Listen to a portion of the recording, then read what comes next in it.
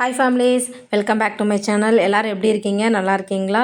இந்த வீடியோவில் என்ன பார்க்க போகிறோம் அப்படின்னா, இந்த அண்ணிமார் நாத்தனார்மாருக்கு வந்து பச்சை கலர் வளையல் வாங்கி கொடுக்கணும் அப்படின்னு சொல்லி இப்போ எங்கள் ஊரில் எல்லா ஊர்லேயுமே கொஞ்சம் கட்டு பரவிக்கிட்டு இருக்கு. ஒரு சில பேர் வாங்கி கொடுத்துருப்பீங்க, ஒரு சில பேர் தெரியாமல் கூட இருந்திருப்பீங்க. அது வந்து வேறு ஒன்றும் இல்லை, கண்ணாடி வளையல் வந்து பச்சை கலர் வளையல் வந்து நம்ம அண்ணிமாருக்கும் நாத்தனார்மாருக்கும் வாங்கி கொடுக்கணும் அப்படின்ட்டு இருந்துச்சு. அதனால் நானும் மாமா என்னுடைய ஹஸ்பண்டோடைய தம்பி ஒய்ஃப் எல்லாருமே வந்து வளையல் வாங்கி கொடுக்க போவோம் அப்படின்ட்டு திருநெல்வேலியில் உள்ள டவுனில் தாங்க போயிருந்தோம்.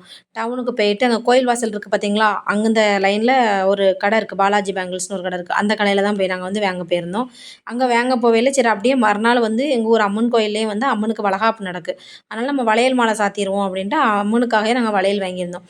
அதை வாங்கிட்டு இவங்க அண்ணிமாருக்கு நாத்தனார்மாருக்கு வாங்குறதுக்கான பச்சை கலர் வளையலையும் நாங்கள் வந்து செலக்ட் பண்ணோம். ரொம்பலாம் இல்லை, பச்சை கலர் ஆனால் வச்சுருக்காங்க. இந்த கட்டு இருக்க போய் தானே அவங்க பச்சை கலர் தனியாகவே எடுத்து வச்சுருக்காங்க அப்படின்னு நினச்சிக்கிட்டு அதில் உள்ளதெல்லாம் வாங்கிட்டோம். வாங்கிட்டு பச்சை கலர் வளையல் அது கூட எக்ஸ்ட்ரா என்னெல்லாம் வச்சு கொடுக்கணும் அப்படிங்கிற திங்ஸ் எல்லாம் வந்து நாங்கள் வாங்கிட்டோம். ஸ்ரீ பாலாஜி ஃபேன்சி அந்த கடையில் தான் வந்து நாங்கள் ரெகுலராக இப்போ ஒரு 5 வருஷமாக இப்போ வந்து நாங்கள் அங்கே தான் வாங்கிட்டுருக்கோம். அம்மனுக்கும் சரி, இப்போ எனக்கே வீட்டுக்கு வந்து வளையல் வாங்கணும் அப்படின்னா நான் அந்த கடையில் தான் வாங்கிட்டு இருந்தேன். அப்படின்ட்டு எல்லாமே வாங்கிட்டு சரி பூ வச்சு கொடுக்கணும் அப்படிங்கிறதுக்காக எல்லாத்துக்குமே பூ வாங்கிக்கிட்டு கொடுக்கறது கிளம்பிட்டோம். ஏன்னா நாங்கள் திருநெல்வேலியிலேருந்து எப்படியும் ஒரு 10-20 கிலோமீட்டர் வரும்னு நினைக்கிறேன், 15 கிலோமீட்டராவது வருங்க. அப்படியே போய்கிட்டே இருந்தோம். ரொம்ப தூரம் இருக்கிறதுனால அப்படியே பேசிக்கிட்டே இன்னும் இன்றைக்கி வந்து 6 பேத்துக்கு கொடுக்கணுமா, இதே டைம் வந்து 1 மணிக்கு தான் நாங்கள் வீட்டிலேருந்தே கிளம்பி நெல்லைக்கு வந்திருந்தோம். நெல்லையில் வந்துட்டு அங்கேருந்து கிளம்பி போகிறதுக்கு 2 மணி ஆகிட்டு. கடைசியாக வீட்டுக்கிட்ட போயிட்டு என்னெல்லாம் வாங்கி கொடுத்தேன் அப்படின்னா, வளையல், மஞ்சள் கயிறு, அப்புறம் வந்து கொஞ்சம் இனிப்புக்கு வந்து சாக்லேட் வச்சுட்டு பூ வச்சுருந்தேன். இதெல்லாம் தான் வாங்கி கொடுத்தோம். வெத்தலை பாக்கு கேட்டு பார்த்தோம், கிடைக்கல எங்களுக்கு. அந்த நேரம் பார்த்து கிடைக்கல. சரின்னு சொல்லிட்டு டவுன்லேயே வாங்கியிருக்கலாம் அப்படின்னு அப்போ தான் யோசித்தோம். சரி இருக்கிறத வச்சு கொடுப்போம் அப்படின்ட்டு அதை கொண்டு போய் நான் ஃபஸ்ட்டு சித்திக்கு வந்து போட்டு விட்டுட்டேன். என்னடா நாத்தனாருக்கு போடுறதுன்னு சொல்லிட்டு சித்திக்கு கொண்டு போய் போட்டிருக்காளேன்னு நினைக்காதீங்க. இது வந்து என் மாமாவோடைய மூத்த அக்கா. அவங்க வந்து நான் வந்து மாமா முறைக்கு வாக்கப்பட்டிருக்கேன் அப்படிங்கிறதுனால வந்து அவங்க எல்லோரும் எனக்கு வந்து சித்தி முறை தான் வரும். சித்தி முறையாக இருந்தாலும் நாத்தனார் கட்டை வந்து விட்டு கொடுக்கக்கூடாது அப்படிங்கிறதுக்காக நான் கொண்டு போய் வளையல் கொடுக்கறதுக்காக போயிருந்தோம். கொடுத்துட்டு அப்புறம் கொஞ்சம் நேரம் இருந்து சாப்பிட்டுட்டு அடுத்த அக்கா வீட்டுக்கு வந்து கிளம்பியாச்சு. ஏன்னா ரொம்ப நேரம் இருந்தால் டைம் ஆயிரும் அப்படின்ட்டு இன்னொரு அக்கா வீட்டுக்கு கிளம்பிட்டோம். அங்கேருந்து ட்ராவல் பண்ணி போகிறதுக்கு வந்து அங்கேயும் ஒரு 10 கிலோமீட்டர் கிட்ட வந்துரும்னு நினைக்கிறேன். ஆமாம், வந்துடும். சம்திங் 10-12 கிலோமீட்டருக்கு மேலே தான் வரும். நான் வந்து கெஸ்ஸிங்கில் தான் சொல்கிறேன், இருந்தாலும் வந்திருக்கும். எப்படி சொல்ல அப்படின்னா, ஒவ்வொருத்தரும் ஒவ்வொரு திசையில் இருந்த மாதிரி இருக்காங்க. ஒரு ரவுண்டு அடித்து நாங்கள் வந்து சுற்றி அடித்து வாங்கி கொடுக்குற மாதிரி ஆகிட்டு கடைசியில் அங்கே போய் சேர்றதுக்கு கரெக்டாக ஒரு 5 மணி ஆகிட்டுங்க.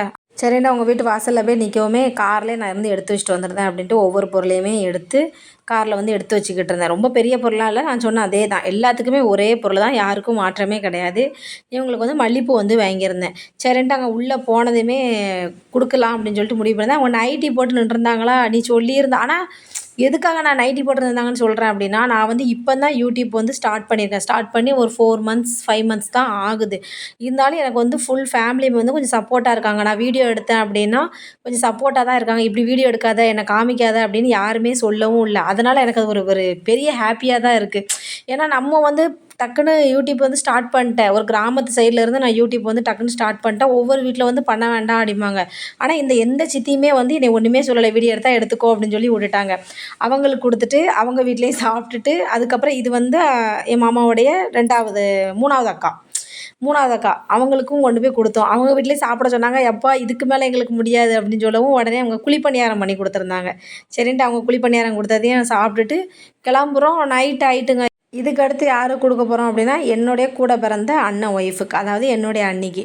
அவளுக்கும் வந்து வளையல் எல்லாமே கொடுத்துட்டு பூ எல்லாமே கொடுத்துட்டு கொஞ்ச நேரம் உட்காந்து பேசிக்கிட்டு இருந்தோம்.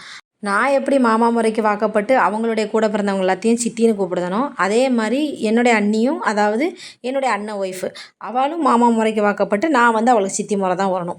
இருந்தாலும் நானும் வளையல் வாங்கி கொடுத்துட்டேன், அவளும் எனக்கு வந்து வளையல் வாங்கி கொடுத்துட்டா. அந்த வீடியோ வந்து நான் கிளிப் எடுக்க மறந்துட்டேன் நான். ஏன்னா அவள் வந்து 2 நாளைக்கு முன்னாடியே கொண்டு வந்து எனக்கு கொடுத்துட்டா. அதனால் அதை எடுக்கலை நான்.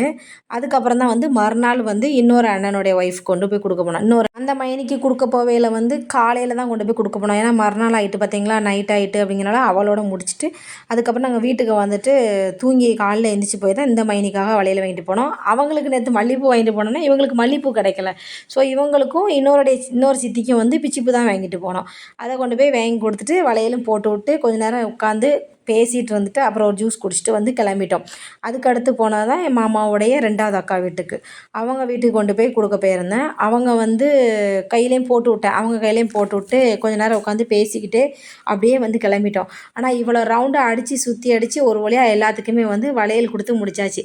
நீங்களும் இந்த மாதிரி வளையல் வாங்கி கொடுத்துருக்கீங்களா? இல்லை இனிமேல் தான் வாங்கி கொடுப்பீங்களா? அப்படிங்கிறதையும் கமெண்ட்டில் சொல்லுங்கள். இந்த வீடியோ உங்களுக்கு பிடிச்சிருந்துச்சு அப்படின்னா லைக் பண்ணுங்கள், ஷேர் பண்ணுங்கள், சப்ஸ்கிரைப் பண்ண மறந்துடாதீங்க. Okay bye.